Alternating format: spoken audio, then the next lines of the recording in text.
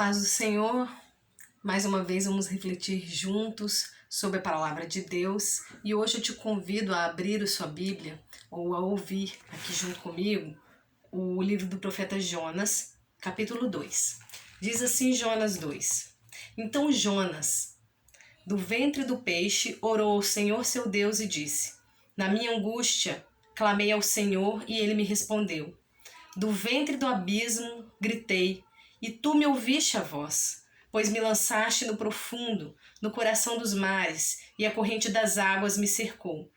Todas as tuas ondas e as tuas vagas passaram por cima de mim.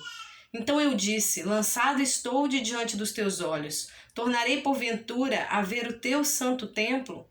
As águas me cercaram até a alma, o abismo me rodeou, e as algas se enrolaram na minha cabeça.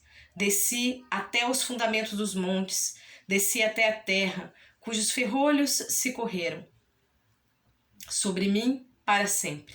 Contudo, fizeste subir da sepultura a minha vida. Ó Senhor meu Deus, quando dentro de mim desfalecia a minha alma, eu me lembrei do Senhor e subiu a ti a minha oração ao teu santo templo. Os que se entregam à idolatria vã abandonam aquele que lhes é misericordioso, mas com a voz do agradecimento eu te oferecerei sacrifícios. O que votei, pagarei. Ao Senhor pertence a salvação. Falou, pois, o Senhor ao peixe, e este vomitou a Jonas na terra. Amém. Irmãos, amigos, vemos aqui uma situação de desespero do profeta. E talvez nesse momento você também esteja se sentindo desesperado. Você também esteja se sentindo no mais profundo abismo. Você esteja se sentindo deprimido, triste, opresso. Vamos refletir sobre a história do profeta Jonas, porque assim como você, assim como eu, ele também passou por momentos difíceis e ele também se sentiu assim. Mas ele saiu dessa. Vamos refletir sobre isso? Talvez isso nos ajude também a voltarmos a respirar aliviado, a voltarmos a respirar profundamente, a sairmos desse abismo. Amém? E uma coisa que ajudou Jonas a sair do abismo, né? Ele diz aqui que o que votou, ele pagará. Uma das coisas que ajudou Jonas a sair do abismo foi reconhecer qual era o chamado da vida dele e responder a esse chamado. Talvez você que está me ouvindo agora tenha um chamado. Talvez você ainda não saiba qual é. Quem sabe hoje você não possa descobrir. O filósofo Clóvis de Barros disse recentemente, refletindo sobre a pandemia, né, numa das suas conferências aí, no caso online, que nós devemos aproveitar esse momento para deixar a nossa marca no mundo. Nós não devemos ficar pensando no futuro, no que faremos depois da pandemia, nem no antes, no que fazíamos antes da pandemia, mas nós devemos viver a realidade. Essa é a vida que temos para viver. E aproveitar esse momento para deixarmos a nossa marca no mundo. Aí ele fala de capacitação, né? Devemos nos capacitar, devemos tentar aprender nas mínimas coisas. Ele até cita que ele está aprendendo a lavar a louça melhor, porque houve uma distribuição melhor das tarefas na casa dele agora, né? Entre os moradores. Nós estamos vivendo um momento, né, em que não temos ajuda, né, de fora muitas vezes, devido ao isolamento. E ele está aprimorando a sua forma de lavar louça. O que ele quer dizer com isso? Que nas coisas simples a gente pode aprender. E a gente precisa também aprender a reconhecer qual é a marca que nós somos chamados a deixar na vida, né? Qual é aquilo que nós temos de dom, de talento. E eu elevo isso para uma situação espiritual. Qual é a marca que Deus te chamou a deixar nessa vida? Qual é a sua missão nessa terra? Todos nós nascemos com uma missão, com dons, com talentos que Deus nos deu. Somos diferentes e somos igualmente especiais para Deus. E Deus proveu cada um de nós com um talento, com um dom, com uma missão. Qual é a sua? Qual é a minha? Às vezes tem algo a ver com o nosso trabalho, às vezes não. Às vezes tem algo a ver com a nossa família, às vezes tem algo a ver com Deus, com o lado espiritual. E eu quero te dizer que, na verdade, tem a ver com isso tudo. Você pode ter um chamado no seu trabalho secular, você pode ter um chamado aqui com a sua família e você, com certeza, tem um chamado no plano espiritual, tem um chamado que Deus te deu. Deus, ele te trouxe a vida com um propósito. E o propósito maior de todos nós seres humanos é de servir. Jesus nos ensina isso, né? E ele ensina muito claramente isso no lava-pés. Ele, sendo o maior de todos, lava os pés dos discípulos, que era a tarefa do servo, do mais simples. E aí Pedro até recusa aquela ideia, né? Mas o Senhor não pode lavar meus pés. E ele diz, Pedro, se eu não lavar os seus pés, você não tem parte comigo. E ele ensina que nós não devemos querer ser servidos, mas servir. Então você tem um chamado de serviço. Que serviço é esse? Aproveite essa pandemia. Tantas pessoas estão precisando. Tem pessoas precisando ouvir a palavra de Deus. Seu chamado é pregar? Tem pessoas precisando de uma palavra de consolo. Seu chamado é consolar, é ouvir, você é um bom ouvinte. Tem pessoas precisando não só de alguém para conversar, mas de um alimento físico, né? A palavra de Deus também é um alimento, é mais do que alimento. Mas precisando também de um pão. Você tem esse dom de ação social? Você gosta de fazer isso? Você se sente chamado a fazer isso? Então, há várias e várias coisas que eu e você podemos fazer. E fazer essas coisas nos tira do lugar de murmuração, nos tira do lugar de tristeza, do lugar de angústia, desse abismo, de pensar que a vida não tem sentido, de que tudo tá assim muito maluco, muito diferente, de que tudo tá acabando como a gente conhecia e que nunca mais poderemos ser felizes. Não, pelo contrário, Deus te chama para ser feliz hoje e eu creio que Ele quer que você seja feliz amanhã. Então, vamos sair desse lugar, desse profundo abismo, com a ajuda de Deus, nós vamos orar por isso e vamos aceitar o nosso chamado. E isso eu creio vai me ajudar e vai te ajudar a enxergarmos propósito na vida, mesmo na pandemia, mesmo nessa situação difícil que estamos vivendo. Então, refletindo aqui sobre o profeta Jonas, Jonas, né, embora a gente às vezes possa torcer o nariz para ele, quem conhece a história de Jonas, falando assim, Jonas foi o profeta fujão, né? Tem até esse título aí que conferiram para ele. Mas, partindo da experiência desse servo de Deus, tão humano quanto eu e quanto você, tão falho quanto eu e quanto você, a gente olhar para a gente mesmo. Nesse trecho que nós lemos da palavra de Deus, Jonas estava no abismo, literalmente. Sua vida tinha ido por água abaixo, digamos assim, né? Eu te convido nessa noite, nesse momento em que você está ouvindo esse vídeo, a mergulhar bem fundo dentro de você. E eu também vou fazer isso, tá? Esqueça das outras coisas que estão acontecendo aí na sua casa e mergulhe fundo dentro do seu caráter, dentro do seu coração, dentro do seu chamado.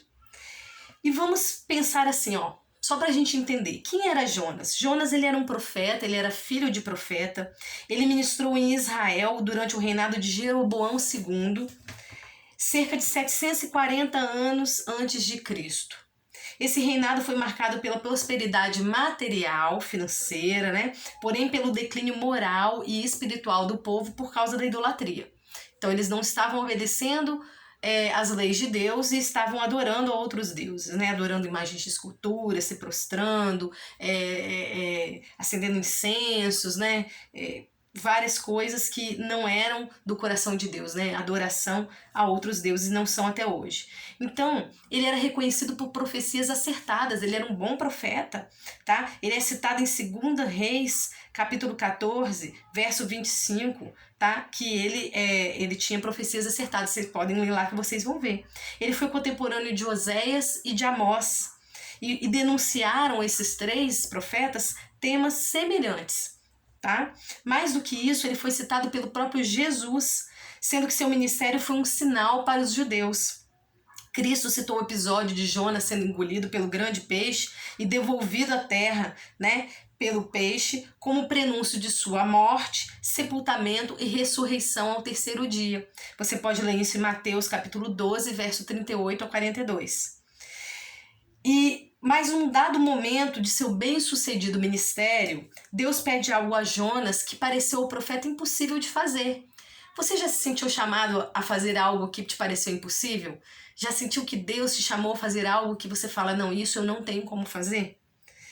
No caso aqui, Deus ordenou que o profeta fosse até a Assíria, que era uma nação inimiga de Israel, e desse à cidade de Nínive a oportunidade de se arrepender. Então a capital Nínive, né, seria dado Jonas pregaria ali e seria dada aos ninivitas a oportunidade de se arrepender. Os assírios eram um povo cruel. Se você ler nos livros de história, se você ler na Bíblia, você vai entender isso. Ele havia maltratado o povo de Deus, tanto em Israel quanto em Judá, em diversas ocasiões, né? E começou até por Israel. Eles dominaram Israel, você vai ver isso lá, se você lê a sua Bíblia, né, em Reis, cita. Então, eles dizimaram ali, eles levaram cativos, né, israelitas, as tribos estavam divididas, 10 tribos formaram o reino de Israel, capital Samaria, e 2, Judá e Benjamim, formaram o reino de Judá, sendo fiéis à linhagem de Davi no reinado. Então, os assírios, depois que eles destruíram, dizimaram as 10 tribos, levaram cativos, mataram um monte de gente, sobraram essas 2 tribos, Judá e Benjamim, e depois eles tentaram invadir também Jerusalém, porém não conseguiram, né? No reinado de Ezequias. Então, no reinado de Ezequias, o profeta Isaías, que está profetizando nessa época, Isaías diz, olha, para Ezequias não temer, que isso não aconteceria. Bom, esse é só um parênteses para a gente entender ao longo da história tudo que esse povo fez, não só antes de Jonas, no período de Jonas, mas também depois dele, né? Esse povo era um povo muito cruel. Os assírios, eles eram conhecidos por sua crueldade e há registros arqueológicos, né, de escritos de Senaqueribe, que era rei da Síria, da crueldade que ele tinha com seus opositores, de tirar pele e com a pele forrar o altar, coisas terríveis que usava para intimidar as pessoas que se opunham a ele, certo? Então, os assírios, como eu estava dizendo, era um povo muito cruel, que já havia maltratado Israel em diversas ocasiões.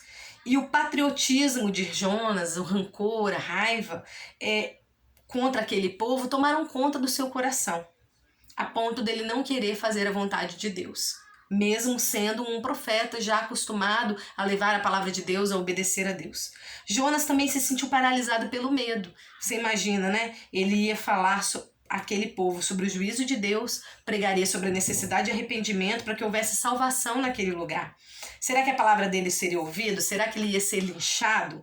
Né? Essas dúvidas pairavam no coração de Jonas. Além disso, se aquele povo se arrependesse, Jonas seria considerado um falso profeta? Talvez ele tivesse muito medo disso também, né? Porque se aquele povo se arrependesse e o juízo que ele havia anunciado contra aquele povo lá na terra dele não acontecesse, quando não acontece o que o profeta diz, o profeta é considerado falso profeta. Então Jonas também temia pela reputação dele.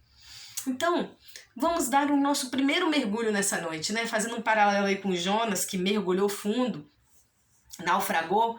Olhe para dentro de você. Quantas vezes você e também eu, estou olhando dentro de mim, achamos que a obra que Deus tem nos chamado a fazer é impossível? Quantas vezes nós percebemos o nosso chamado, percebemos a oportunidade de sermos usados por Deus e nos recusamos por vergonha, por acharmos a tarefa difícil, por rancor das pessoas com quem Deus manda a gente falar, por algum preconceito? Pense nisso.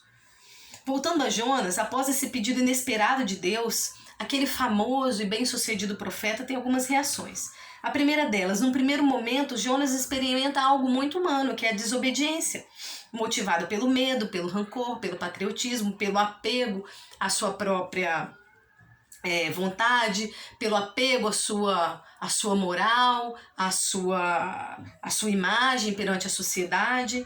Todos nós, em algum momento das nossas vidas, desobedecemos a Deus, certo? Não é diferente com você, não é diferente comigo. E muitas, tantas vezes, nós temos desejo de desobedecer. O ser humano é, por essência, pecador. Todos nós somos pecadores, estamos destituídos da glória de Deus, diz a palavra, e nós precisamos voltar para o nosso Criador, nós precisamos nos reconciliar com Ele através do sacrifício de Jesus na cruz do Calvário, porque Ele era perfeito, é perfeito, e o perfeito morrendo pelo pecador, Ele restaura essa conexão do pecador com Deus. Então, a verdade é que Jonas preferia ver Nínive destruída. Deus queria dar uma nova chance aos ninivitas, mas Jonas não queria. Então eu pergunto a mim mesmo, o que nós estamos dispostos, se nós estamos dispostos a dar novas chances às pessoas que ainda erram por não conhecerem a palavra de Deus, a pessoas da nossa família que erraram conosco, do nosso trabalho, do nosso convívio social, seja onde for, né? Nós temos preconceito em relação a pessoas que Deus quer alcançar. Nós estamos cegos pela raiva, né? Diante desse cenário difícil que nós estamos vivendo, nós estamos deixando nos levar por discursos e discussões inflamadas ou estamos buscando soluções que nós possamos participar delas. Então, dando asas à sua desobediência, Jonas fugiu para Jope. Ele tinha dinheiro, pagou sua passagem, foi tirar um soninho, e quando ele achou que tudo estava indo bem, ele percebeu que em vez de canal de bênção, ele estava se tornando o quê? Um canal de maldição, uma pedra de tropeço na vida das pessoas ao seu redor, porque uma forte tempestade atingiu a embarcação. Se você ler o livro de Jonas, você vai ver isso. E Jonas, ele revela aos marinheiros que desobedeceu a palavra de Deus e que ele era a causa da disciplina de Deus através da tempestade aplicada a toda a tripulação. Então, mesmo Jonas pedindo para ser lançado ao mar, os marinheiros, que eram ímpios, hesitaram. Eles remaram e eles só lançaram Jonas fora do navio, fora da embarcação, quando perceberam que aquela era uma causa perdida, e Jonas insistindo, olha, eu sou o motivo da ira de Deus está se aplacando sobre essa embarcação, me lance ao mar. Jonas teve que insistir bastante. Ou seja, os incrédulos estavam dispostos a fazer mais por Jonas do que Jonas por eles. Então, será que muitas vezes os incrédulos, as pessoas que a gente fala, essa pessoa é incrédula, não crê, é um ateu, será que eles não estão dando um testemunho melhor na sociedade? Nós precisamos também pensar nisso. Qual é a marca que a gente quer deixar? Qual é o testemunho que a gente quer dar como cristão? Qual é a marca que a gente quer deixar na sociedade? A marca de Cristo. E qual é a marca de Cristo? Nós estamos deixando essa marca de Cristo? Eu estou deixando? Eu, sinceramente, me pego pensando nisso assim com alguma frequência, porque esse é o momento das pessoas verem o amor de Jesus em nós. Bom, quando Jonas estava no fundo do mar, ele orou a Deus, ele desejou a vontade de Deus em sua vida, porque viu que era a única saída para a sua situação. Jonas, ele se arrependeu, mas não ainda de todo o coração. O arrependimento dele, considerar a vontade de Deus, estava ligado a uma emergência, certo? Uma questão de vida ou de morte. Então não vamos deixar as coisas chegarem numa situação emergencial, mais do que inclusive já está, né? Está repreendido em nome de Jesus. Já estamos vivendo uma emergência.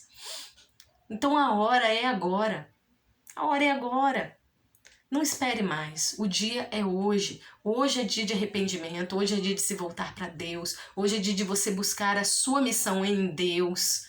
Não estou falando de uma missão simplesmente terrena, de uma capacitação simplesmente profissional, embora isso seja extremamente importante, né? Eu estou falando de coisas fundamentais da essência humana que vão além dessas. Então, fazer essas coisas, né? Não deixar de lado essas coisas tão importantes, de você aprender a trabalhar melhor em equipe, trabalhar melhor em família, trabalhar melhor no seu emprego, se capacitar mais, ler mais um livro secular, mas, acima disso, leia a Bíblia, né? Procure entender qual é a vontade de Deus para a sua vida, procure conhecer melhor o seu Criador, porque conhecer melhor a Deus vai me levar a conhecer melhor a nós mesmos, a nos conhecermos melhor a nós mesmos. Porque nós somos imagem e semelhança de Deus, mas quando nós nos afastamos dele, nós perdemos, nós nos desfiguramos de certa forma. Quando nós aproximamos de Deus, quando nós estamos pertinho dele, é que nós nos vemos melhor, nós nos reconhecemos melhor, porque somos feitura, imagem e semelhança dele. Amém? Então, vamos a mais um mergulho, né? Nós estamos dispostos a nos arrepender e cumprir nossos votos vencendo a desobediência? Estamos dispostos a servir mesmo em meio à dor e ao sofrimento? A hora de servir não é só na hora que tudo vai bem, a hora de servir é em meio à dor e ao sofrimento. Há pessoas sofrendo extremamente e nós também estamos sofrendo. Essa é a hora de servir, sim, meu irmão e minha irmã. Então, mesmo sabendo que o profeta decidiu desobedecer somente devido a uma situação emergencial, Deus o perdoou e o socorreu naquela situação. E em nenhum momento nós vemos Deus desistindo de Jonas durante a sua rebeldia. Foi Deus quem controlou a tempestade, foi Deus quem preparou o grande peixe para livrar Jonas da morte, para resgatá-lo do abismo, das profundezas. E nós, será que nós temos demonstrado o amor de Deus às pessoas que sofrem, aos nossos irmãos em Cristo que estão sofrendo, às pessoas da sociedade? Nós estamos tendo compaixão desses irmãos? Nós estamos fazendo julgamentos errados? Nós estamos perdoando as falhas a quem Deus já liberou perdão? Ou mesmo alguém que não se arrependeu ainda? Nós temos sido rápidos em julgar uns aos outros, nós estamos querendo tomar o lugar de Deus como juiz, como Jonas fez com Nínive. Como está a nossa vida nisso? Existem algumas situações que nos levam a refletir mais, e a situação de sofrimento é uma delas. No sofrimento nós refletimos mais sobre nós, sobre a nossa passagem pelo mundo, o que estamos fazendo aqui. E essa é a ideia hoje.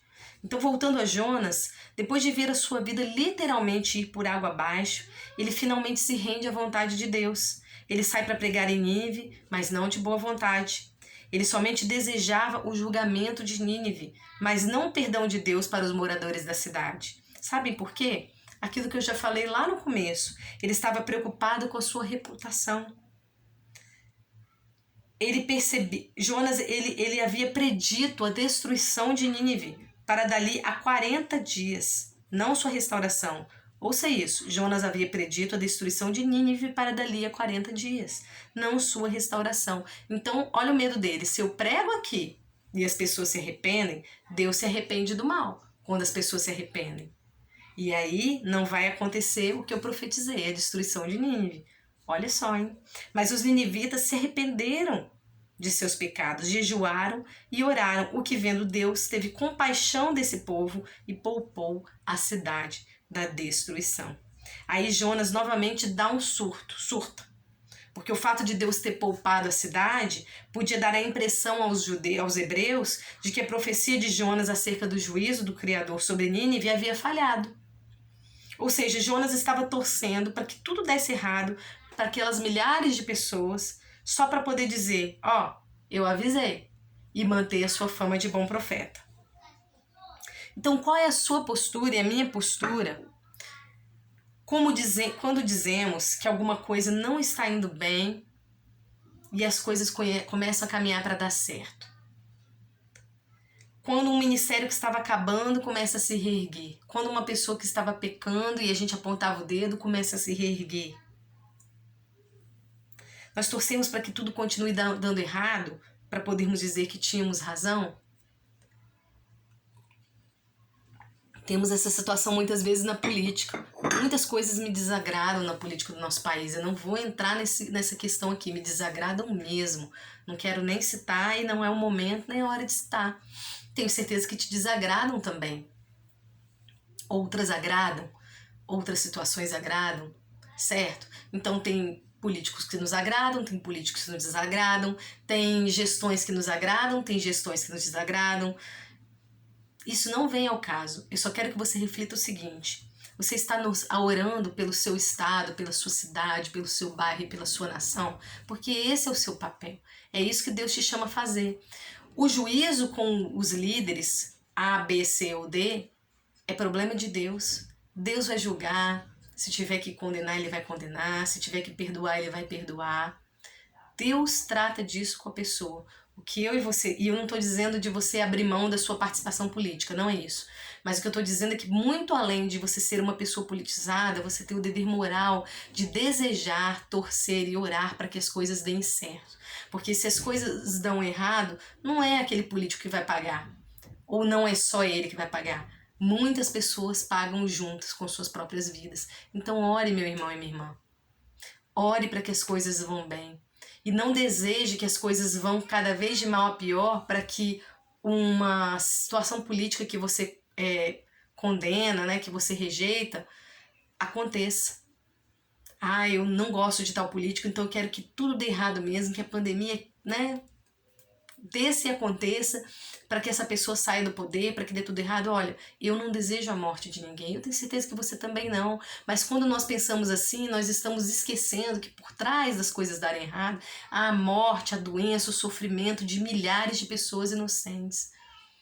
Então, acima de tudo, acima das suas opiniões, das minhas, que eu também tenho as minhas, eu me considero uma pessoa relativamente politizada até, mas muito acima disso, o que eu preciso fazer é desejar que tudo vai bem. Nem sempre eu consigo orar pelas pessoas que eu não gosto na política. Eu vou ser sincera com vocês, nem sempre eu me lembro de orar. Às vezes é até bem raro, mas eu preciso fazer isso. Eu preciso orar pelos líderes e mais do que isso, eu preciso orar por essa nação, certo? E pelas nações, pelo mundo que está aí sofrendo. Então, qual é a nossa postura? Mais uma vez, né, quando dizemos que a coisa não está indo bem, as coisas começam a caminhar para dar certo. Quando nós torcemos para que tudo continue, ou quando as coisas estão dando errado mesmo, né? A gente torce para que tudo continue dando errado, ou vá de mal a pior, para dizer que tínhamos razão, ou vemos ali, quando as coisas começam a melhorar, a boa mão de Deus, e nos disponibilizamos a ajudar as coisas a ficarem bem, a serem resolvidas. Recapitulando, irmãos, o final da história a gente também já conhece. Deus mostra a Jonas o tamanho de seu amor. Mostra que ele tem compaixão de quem ele quer ter. Né? Deus não tem compaixão de fulano porque eu tenho, é porque ele tem compaixão. Independente de eu ter compaixão ou não. Mais tarde, Jesus nos ensina que toda a Bíblia pode ser resumida em duas coisas principais. Você sabe quais são elas. Amar a Deus acima de todas as coisas e ao próximo como a gente mesmo. Ou seja, amar a Deus prioritariamente e ao próximo radicalmente. Porque amar alguém como a mim mesmo é amar de maneira radical. E aí, mais um mergulho. Temos amado a Deus a ponto de abrir mão da nossa teimosia? Nós temos amado aos outros a ponto de entender que é melhor amar do que ter sempre razão? Nossa, isso no casamento é uma escola, né? É melhor amar, é melhor ser feliz do que ter razão, né? Já diz o ditado. A ponto de querer o bem dos outros acima do desejo de status e reputação. Nós temos aprendido verdadeiramente a perdoar. Nós estamos jogando no mesmo time, como igreja, como cristãos, ou nós estamos vivendo em clima de competição, como igreja, como cristãos, até como nação. Nós queremos mostrar a falha dos outros para justificar as nossas. Nós estamos ressentidos como Jonas, ou estamos amando uns aos outros como Deus quer que a gente ame.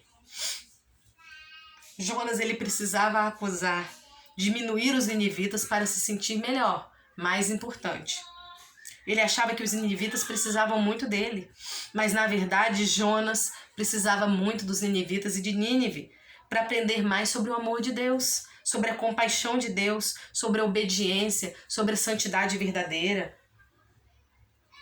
Vocês acham que qual é o centro da mensagem desse livro? Vamos refletir? Será que esse livro é sobre um grande peixe? Será que esse livro é sobre uma cidade em pecado?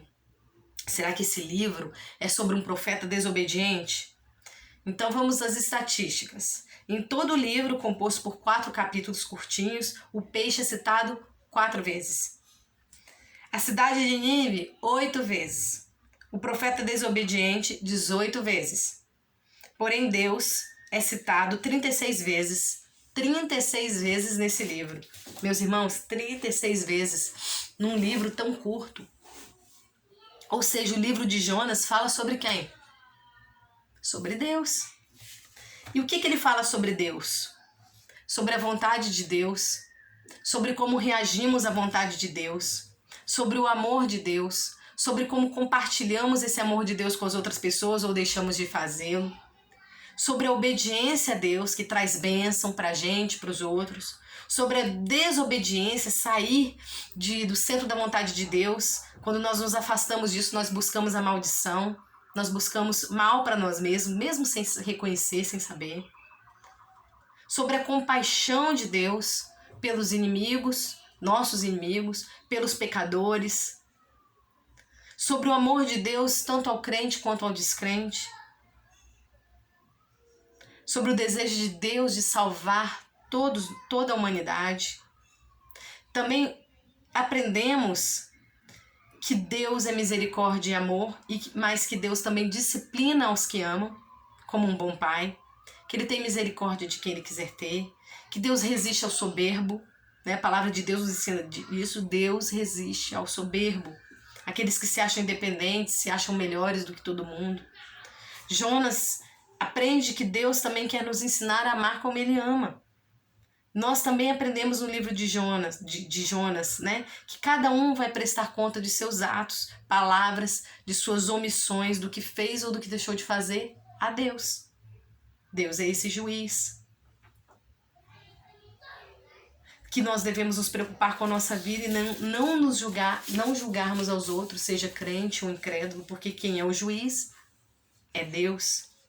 Nossa preocupação tem que ser cumprir os nossos votos com o Senhor e obedecê-lo, e não nos preocuparmos se os outros estão cumprindo os seus votos e obedecendo, porque o juiz é Deus. Nós também aprendemos através do livro de Jonas que Deus não divide essa tarefa de juiz com ninguém. Não dividiu com Jonas e não vai dividir comigo nem com você. Que Deus, Ele está presente, Ele é presente mesmo no mais profundo abismo. Deus está comigo aqui, Deus está com você aí, e Deus está presente mesmo no mais profundo abismo, né? O salmista diz isso. Quando ele se assenta, quando se levanta, quando se deita, quando está no alto, quando está no baixo, Deus está ali. Não importa onde você esteja, numa montanha, no mais profundo vale, se você quiser andar com Deus, Ele estará com você. Se você quiser fazer uma aliança com Deus, Ele estará com você. Ele já está lá, porque Ele é onipresente. Mas Ele pode estar aliançado com você, junto a você. Basta você querer. Basta você entregar a sua vida a Jesus. Porém, quando para nós a nossa reputação é mais importante que o caráter, quando agradar aos outros, agradar no mau sentido da palavra, né, de agradar no sentido de eu tenho que ser o popular, ou agradar a nós mesmos é mais importante do que agradar a Deus ou fazer a vontade de Deus,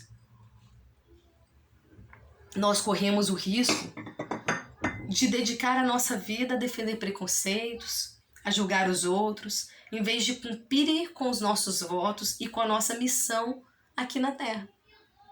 Porque esse livro também nos ensina que cada um de nós, mesmo que sejamos desobedientes, desejemos desobedecer, mesmo que não saibamos ou não queiramos saber qual é a nossa missão, nós temos uma missão a cumprir aqui na Terra, dada por Deus a você. Mesmo que você não saiba disso ou nunca tenha se perguntado sobre isso. Para concluir, eu quero te dizer que essas coisas tão simples, infelizmente, parecem muito difíceis de aprender. Nós temos que nos vigiar constantemente. Foi difícil para Jonas, e eu tenho certeza que é difícil para você, como é difícil para mim, como foi difícil para ele. Tanto isso que Jonas, mesmo passando por tudo que ele passou, esse aprendizado parece um pouco inconcluso, sem conclusão no seu livro. Ao fim do livro, Jonas ainda parece ressentido por conta de Deus ter salvado a cidade de Nínive e os ninivitas. Tanto é que o livro de Jonas termina com uma pergunta. A pergunta é uma coisa assim inconclusiva, porque o caráter de Jonas, a mente de Jonas, o espírito dele ainda estavam sem uma conclusão mais acertada sobre isso. Eu creio que Deus tratou isso melhor com ele depois. Mas olha como termina o livro de Jonas, e eu creio que aqui Deus tratou de vez, né? Não há uma resposta, mas a resposta estava com certeza dentro do interior de Jonas. E se esse livro termina com uma pergunta, essa pergunta não é só para Jonas, é para os leitores desse livro, é para mim e para você. Ele diz assim, na última frase do livro, né? Deus pergunta ao profeta, e não hei eu de ter compaixão da grande cidade de Nínive? Olha que tremendo, olha que tremendo. Olha, Deus disse assim a Jonas, tens compaixão da planta que te não custou trabalho, a qual não fizeste crescer, que numa noite nasceu e numa noite pereceu. E não hei eu de ter compaixão da grande cidade de Nínive, em que há mais de 120 mil pessoas que não sabem discernir entre a mão direita e a mão esquerda, e também muitos animais? É assim que termina o livro, tá? É a lição do Senhor, assim, o título aqui na Bíblia, né? Fez o Senhor Deus nascer uma planta que subiu por cima de Jonas para que fizesse sombra sobre sua cabeça a fim de o livrar do seu desconforto, tá? Jonas, ele se sentou a uma sombra aqui para ver o que aconteceria à cidade. Você vê isso lá no capítulo 4, tá? E ele ficou lá descansando, e aí cresceu uma planta, tinha uma planta lá que cresceu, mas Deus no dia seguinte, ao subir da alva, enviou um verme, o qual feriu a planta, e essa se secou. Em nascendo o sol, Deus mandou um vento calmoso oriental, o sol bateu na cabeça de Jonas de maneira que desfalecia, pelo que pediu para si a morte, dizendo, melhor me é morrer do que viver. Então perguntou Deus a Jonas, é razoável essa tua ira por causa da planta? Ele respondeu, é razoável a minha ira até a morte. Olha só, é razoável a minha ira até a morte. Tornou o Senhor, tens compaixão da planta, que te não custou trabalho, a qual não fizeste crescer, que numa noite nasceu e numa noite pereceu. E não hei de eu ter compaixão da grande cidade de Nínive? Veja, meus irmãos, em que há mais de 120 mil pessoas que não sabem discernir entre a mão direita e a mão esquerda e também muitos animais. Então essa é a pergunta para mim e para você. Do que você está tendo compaixão? Deus tem compaixão. Você está tendo compaixão de você mesmo, né? Dos seus filhos que Deus te deu, do seu marido, da sua mãe, das pessoas que você ama. Deus tem compaixão dessas pessoas e de muitas outras. Você está tendo compaixão dos seus bens materiais, das pessoas perdendo o emprego, né? A gente tem compaixão. Ai, Senhor, não deixa eu perder meu emprego, né? Não deixa eu perder minha renda. Deus tem compaixão da sua renda, mas Ele tem compaixão de muitas outras pessoas. Pessoas que você não conhece, pessoas que você não gosta, líderes políticos que fazem o bem, líderes políticos que fazem o mal. A gente não sabe o tratar de Deus com essas pessoas, mas Deus tem compaixão. Ele tem compaixão da humanidade. E muito além da nossa casa, onde a gente está enclausurado hoje, Deus tem compaixão de quem está lá fora, de quem está dormindo na rua. Deus tem compaixão. A gente também precisa ter compaixão uns dos outros. Deus tem compaixão daquela pessoa que você não vê mais porque está em isolamento social, mas que você detesta, ou que você brigou e não perdoou, ou que não te perdoou.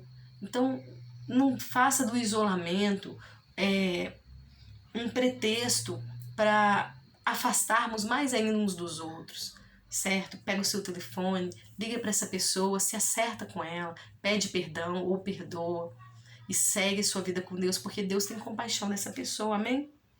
Então, para concluirmos, nós vamos parar por um momento agora e pensar de quem nós não temos tido compaixão a abrir nossas bocas ou a tomar atitudes e decisões.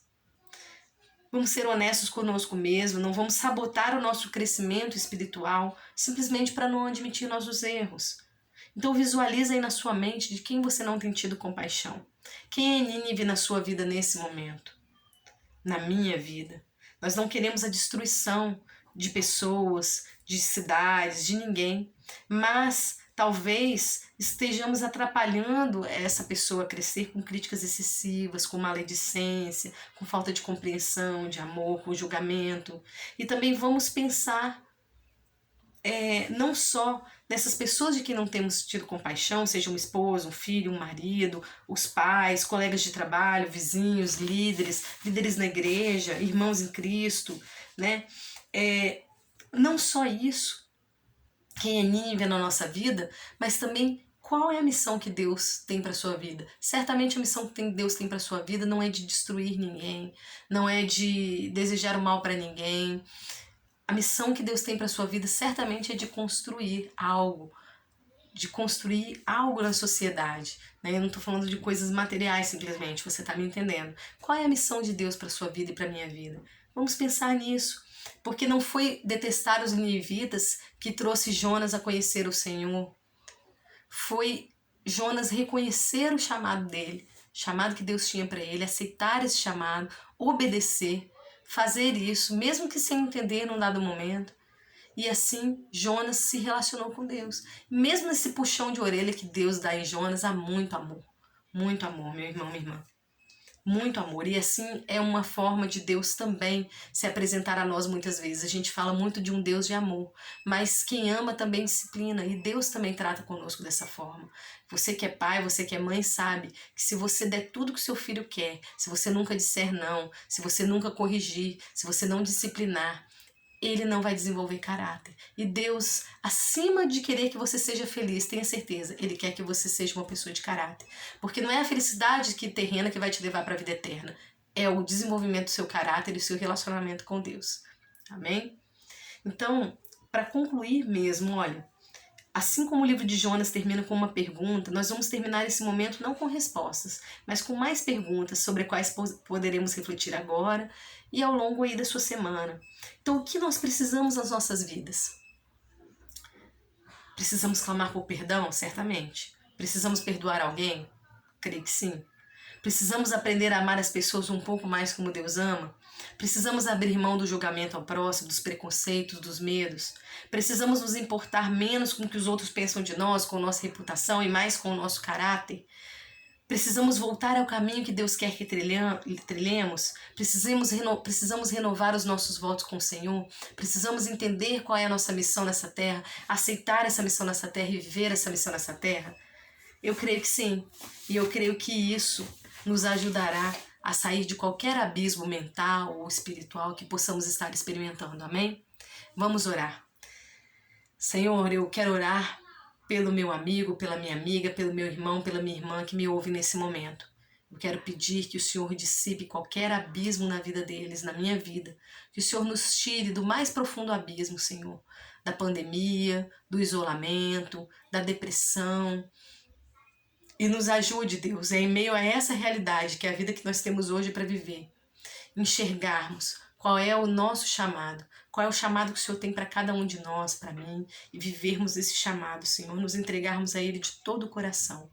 E que também, Senhor, possamos desenvolver um caráter mais misericordioso, nos ensina a amar como o Senhor ama, Senhor, nos ensina a perdoar como o Senhor perdoa e ter compaixão como o Senhor tem.